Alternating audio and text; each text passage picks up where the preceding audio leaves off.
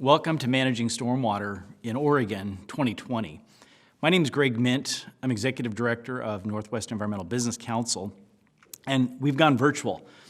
We've gone virtual with this event, and due to the changing landscape of meeting due to COVID-19, we decided to try to test this event as our first full-on live via virtual conference. We decided earlier in the year that we would do a lot of our chapter events and a lot of our smaller events on a virtual platform, and they worked quite well. We had over 225 attendees with an event we did with the Washington Department of Ecology, and that really set the tone that, hey, we think we can pull this off.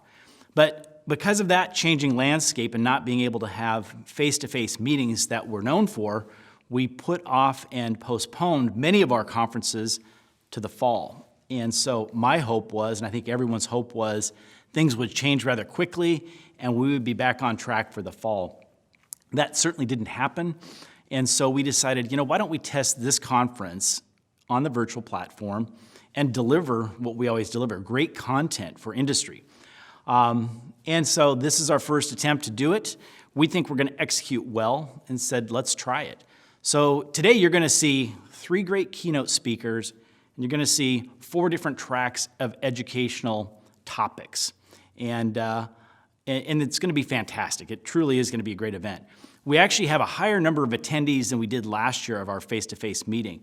We have well over 300, and I believe it's actually pushing 400 attendees that make up consultants, scientists, attorneys, regulators, other service providers. We have port districts, we have municipalities, lots of stormwater permit holders in manufacturing, food processing, timber, etc. So it's going to be a rather robust turnout. I just want to thank the committee, the planning committee that helps put this together, for really sticking with us and saying, let's do it, let's deliver this conference in a virtual platform. I want to thank the sponsors and exhibitors that also really stuck with NEBC and decided, let's do that. This is the day and age we're in. Let's deliver something for the industry. Let's just talk a little bit about the flow of the day. To navigate the pathable platform that we're on, I would really say take an opportunity throughout the day to look at the sponsor tab, to look at the attendee tab, to look at the exhibitor tab. There are opportunities to network on this virtual platform, to set up meetings with vendors, to engage with other people that you may not know, or maybe you do know them, and this is a chance to do that. So take a look at this rather robust platform, and I think you're going to find that this is really the right direction for the kind of the position we're in right now. I want to ask your patience and sort of a measure of grace as we might have technical issues, but we do have technical folks that are there ready to help and ready to make things work. If by chance you miss something, miss a keynote speaker, miss a session, the entire conference is going to be available post-event for you to consume, if you will. So if there's a session you're in and you wanted to be in another session, you've got that opportunity. Just not today. You can go back and view that at a later date. So understand there's a rich platform for you, but be patient. I'd like to really just kind of jump right in with our keynote speaker. That's why you're here. And our keynote speaker is Chris Rich, managing partner at Perkins Coie. Perkins Coie is also a fantastic sponsor of this event. And in fact, if you look at any of the NEBC events, Perkins Coie is consistently there supporting industry, supporting our programming, and I can't thank them enough for what they do to the organization. So with that, I'm going to let Chris maybe give a little bit more about his background from starting at DEQ to working with industry and all the things that he does. So with that, I'm going to ask Chris to join me on stage, and thank you for joining us today, and I'll be back soon. Okay, good morning. Thank you, Greg. Thank you, NEBC. So as you said, I'm Chris Rich. I'm the managing partner of the Portland office of Perkins Coie, and I really appreciate the opportunity to be here today to present the keynote. I'd like to thank NEBC, thank the sponsors. When NEBC first reached out and they said, hey, we'd really appreciate if you'd give the keynote this morning, and I said, that's really an honor. What's the topic? And they said, well, we'd like you to talk about the Trump administration and how its water policy has caused impacts and what's been the reaction.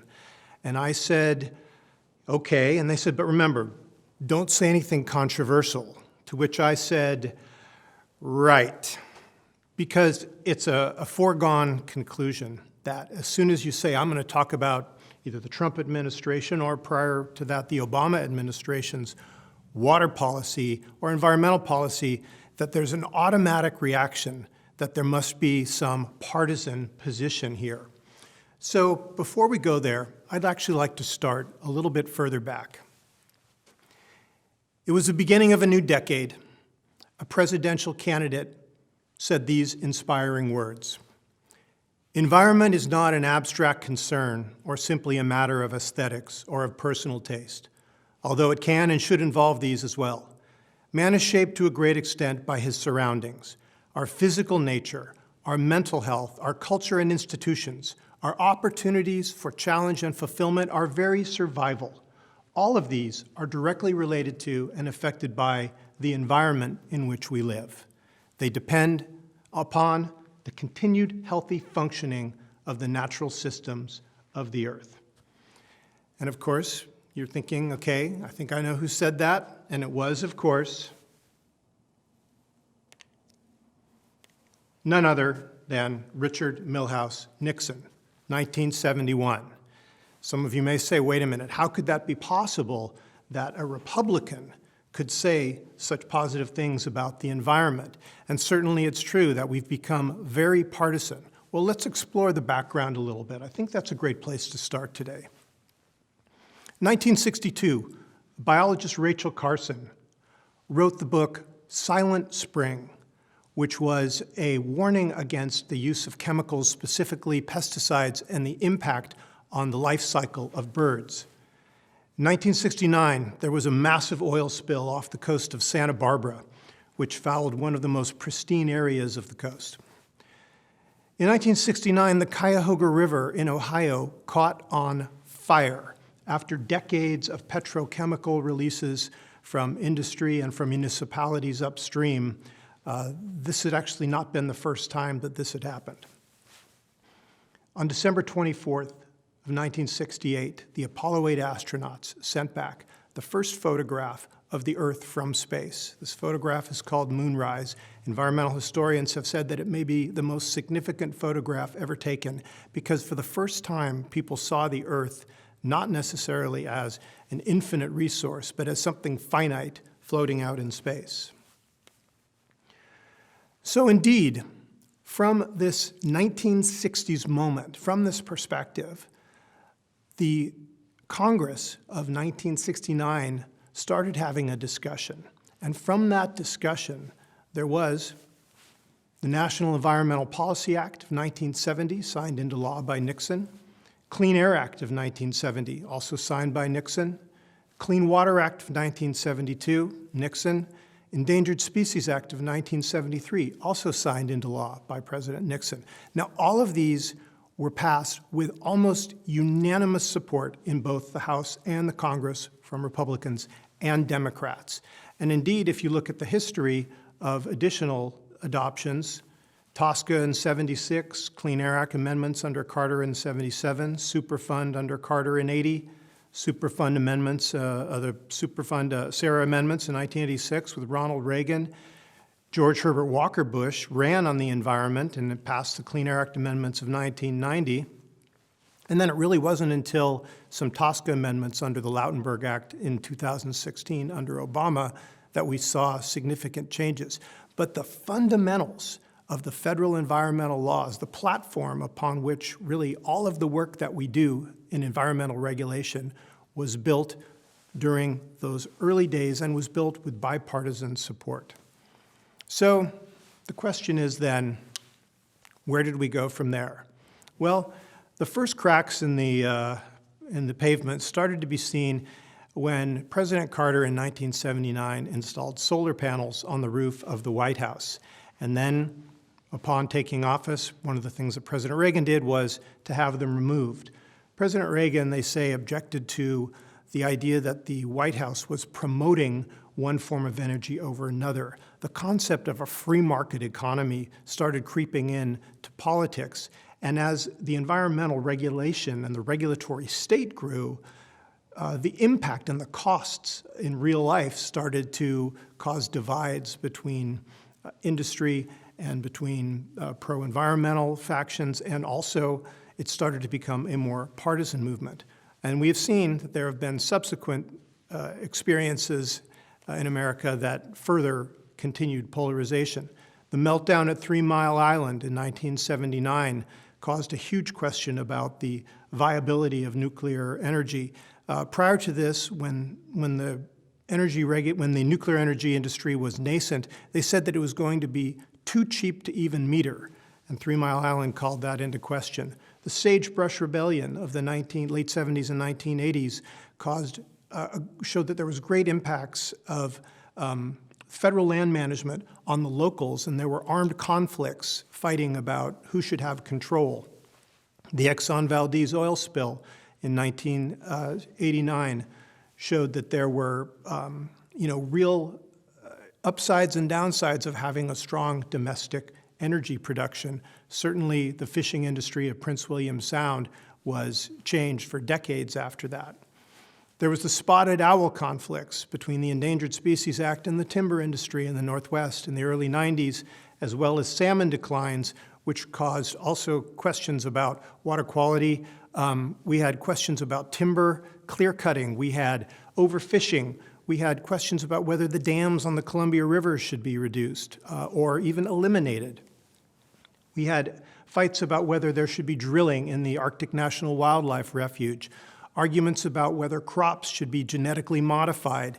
We had questions about whether fracking was a viable, environmentally safe practice. We had the occupation of the Malheur Refuge. We had climate change arguments with fires, drought, hurricanes. And from all of these, there were increasingly partisan divides. There were impacts of economics. There were impacts of policy. And all of this history brought us to the election of Donald Trump in 2016. So it might be simple for some to look at the Trump administration, which has certainly embraced a very partisan view of environment, to say that the Trump administration somehow created this or caused it. But I would say that there was a strong legacy, and in fact, the Trump administration is more the result of that history rather than the cause of it. So what I do want to do today is to try to understand what are the guiding principles of the Trump administration on water policy. And from the material that I've been able to read and glean, the people I've talked to, I've distilled it down to basically 4 concepts. One is Trump definitely is personal in his approach to this. And for reasons that are not entirely clear, some say that it might be the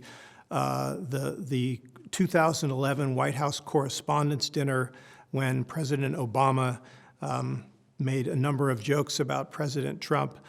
Some say that it was just a political opportunity because of the reaction that some had to Obama-era policies. But there is certainly an effort in the Trump administration to eliminate and roll back the legacy that Obama had, and environment is one of those areas that he's certainly focused on. Another is economic growth through deregulation. Now, this goes back to the Reagan administration, the idea that the free market should be really the main driver of environmental policy as opposed to top-down regulation. The third is to prioritize the interest of key industry sectors. You may remember from the campaign, there were the calls for drill, baby, drill. President Trump has been a strong advocate for coal miners. There's also been, just a general promotion of extractive industries from the Trump administration. So if you look at the priority industries, I would say it's extractive industries, including energy. We have we have agricultural interests, which Trump sees as a key political base, and developers. So keep that in mind.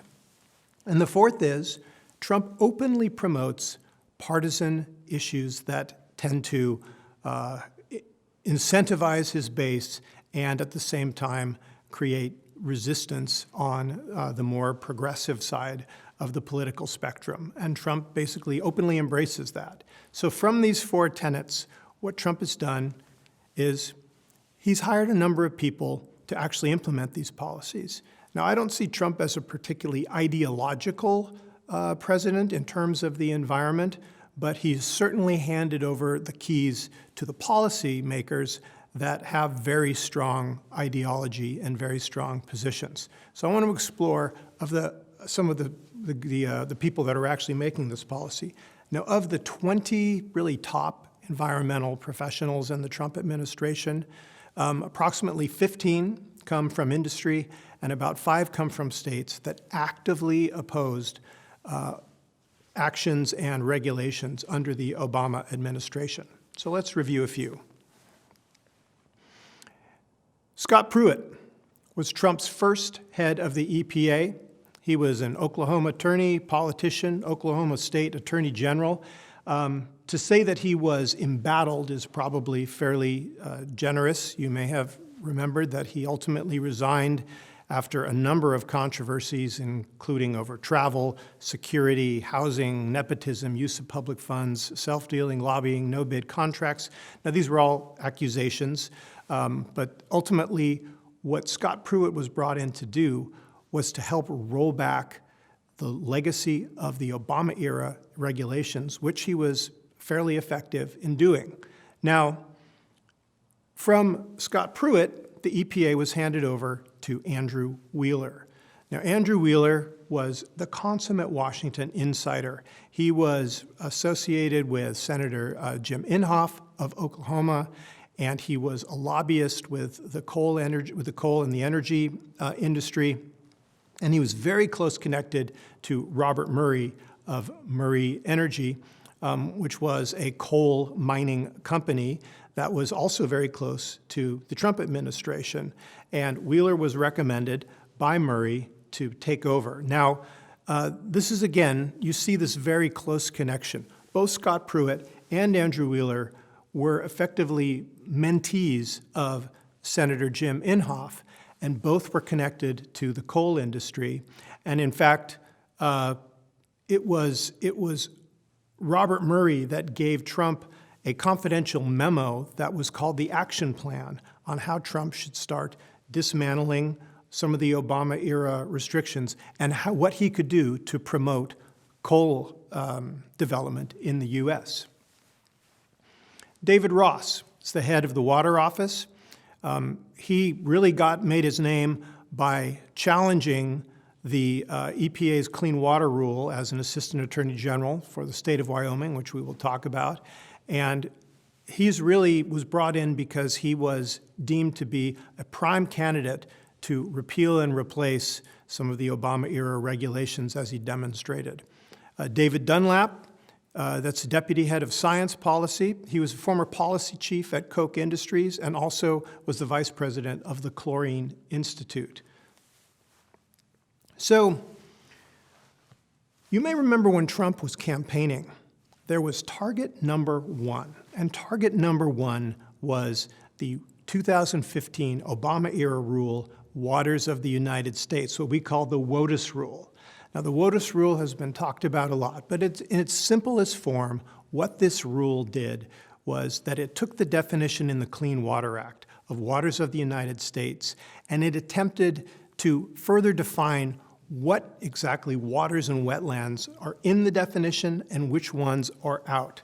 The Obama administration performed a massive scientific study, and the scientific study was really in response to the 2006 Supreme Court decision in Rapanos. Now, the Rapanos case has also been talked about a lot.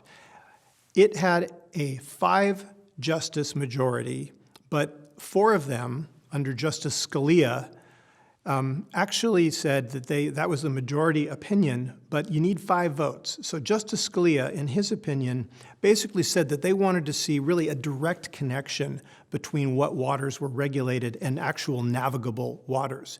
There was a concurring opinion by Justice Kennedy where he used the magic words that there had to be a significant nexus from waters to waters of the state that were in fact navigable and wetlands. And so the Obama administration was effectively saying, we're going to try to put into effect the words of Justice Kennedy's concurring opinion, which most of the lower courts believed was probably the way to go.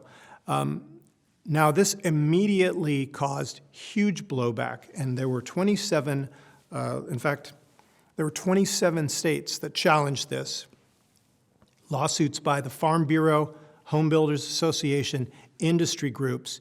It eventually was stayed by the courts, stayed by the Sixth Circuit, remanded back to US EPA to say, hey, you need to rewrite this. It's not consistent with what we said in Rapanos. And then it was ultimately suspended.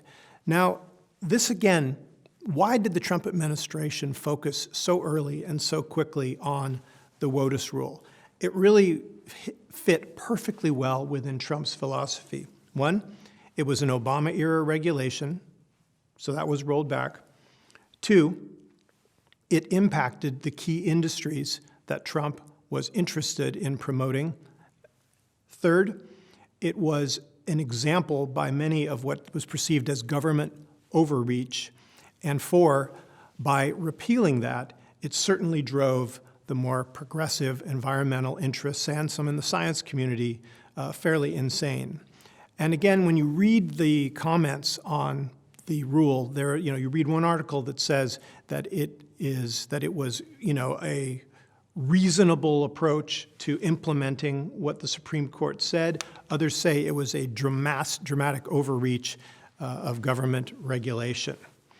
So what replaced it? Well, this was the other thing that Trump really was key on. He said that he didn't just want to repeal the Waters of the United States rule, he wanted to redefine it. So the final rule came into effect on June 22, or will come into effect on June 22 of 2020.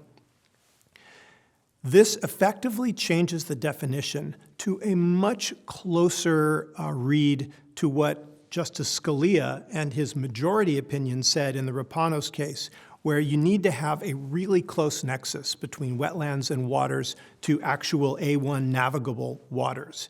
So again, this is a different rule, also purporting to put into effect the same Supreme Court case, but the effect here is that it will essentially define away about 50% of the wetlands and waters that the prior Obama rule had said were regulated under the Clean Water Act.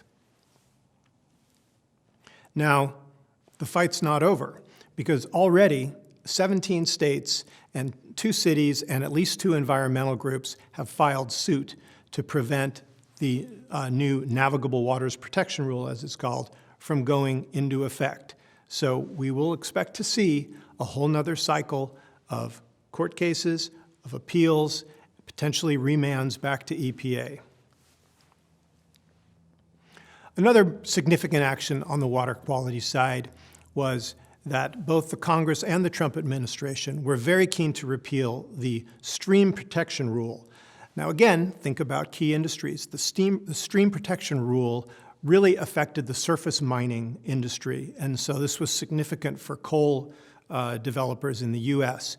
The rule, if it had gone into effect, would have increased buffers, it would have required additional stream restoration, it would have required additional monitoring and reclamation, and it would have made more robust permitting provisions. But again, this was repealed, and the Trump administration cites this as a significant victory. Another measure that was taken was, and this was very recent, the final rule was just issued on June 1st of 2020, just days ago. It'll become effective within 60 days. And this is changes to how states can issue 401 certifications. Now, when a federal agency needs to issue, for example, like a Corps of Engineers dredge and fill permit or something like that, there's a state corollary to that. But the state environmental regulatory agencies, they need to come in and certify that that federal action is not going to have a negative effect on the state's water quality standards. So it has been a somewhat frustrating experience for some that are trying to do development, that states often take a lot of time to carefully review these applications. There's a question about whether the certification application is complete or not. And so what this rule effectively does is it tries to box in the states. It tries to say you can only look at issues that are directly related to water quality. You can't go outside that. That we need to make sure that your decisions are timely. You have to make the decision within a year of when the certification request hits your desk, and you can't either toll it or stall it. And you've got to make sure that there are good procedural requirements for getting that review to happen. So we also expect to see potential challenges to this rule.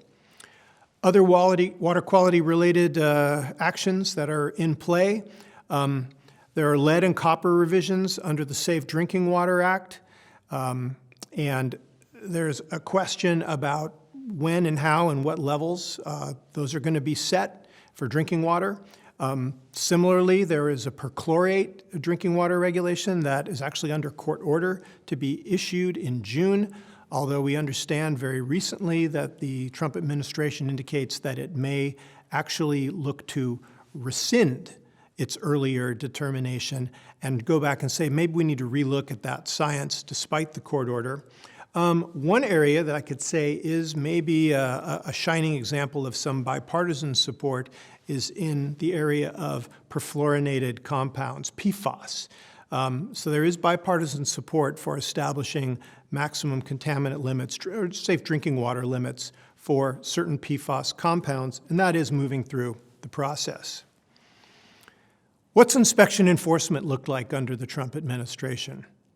Well, just looking at the numbers through the end of 2018, it was about half of what it was in 2010. Civil penalties have also been the lowest since about 1994.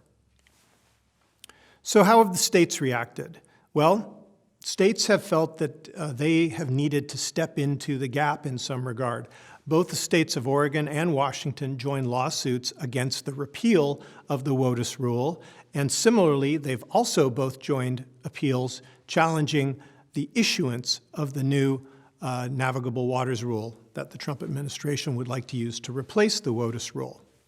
Now, that's not true for all of the Northwest states. The state of Idaho, the entire delegation issued a press release saying that they applaud the Trump administration's rewrite as sound water policy, finally putting some reasonableness into what was otherwise gross regulatory overreach. The state of Oregon adopted an interesting law that we're just going to see very soon what the impacts are. This was Governor Brown's Environmental Protection Act. Now, what this act did was basically said that it's going to lock in the regulations that were in effect essentially the day before Trump was elected president, if subsequent regulations are adopted by the federal government that are less restrictive.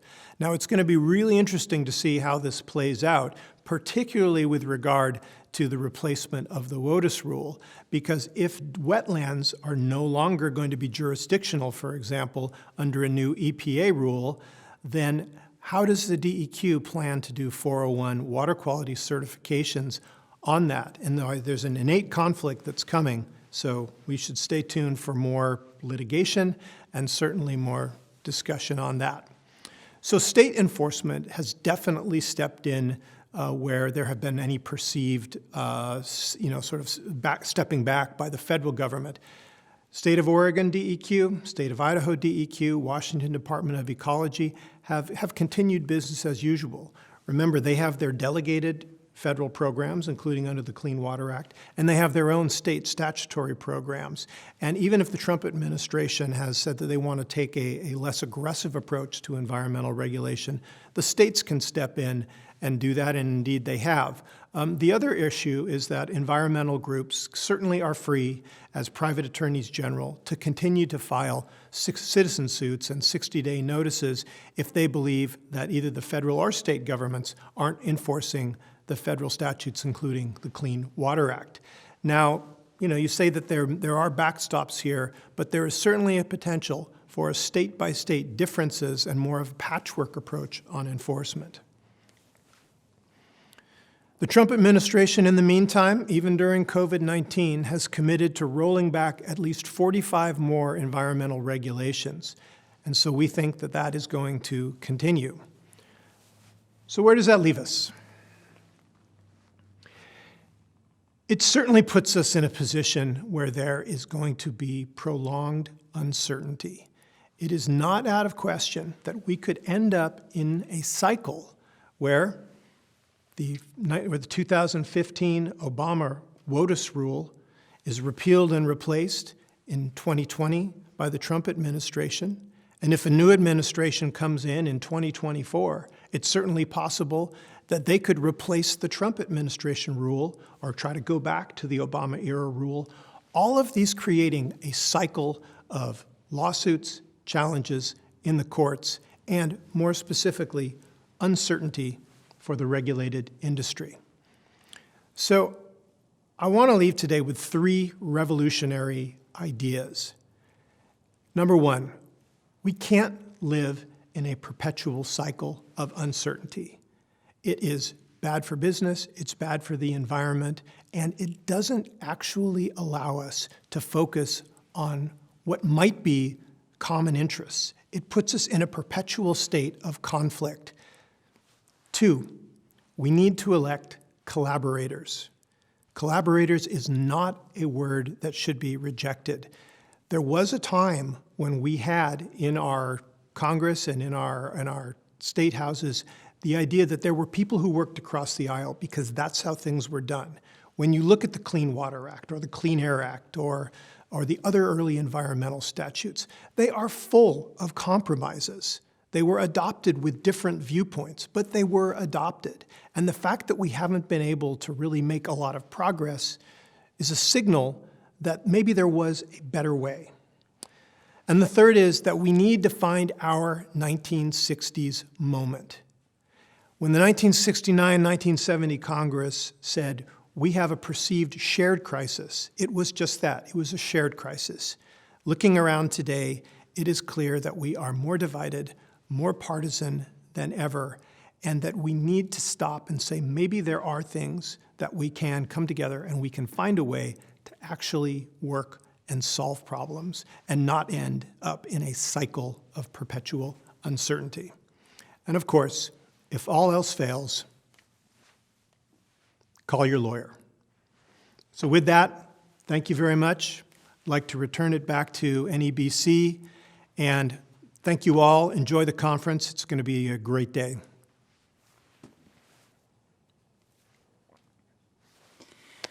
So thank you, Chris.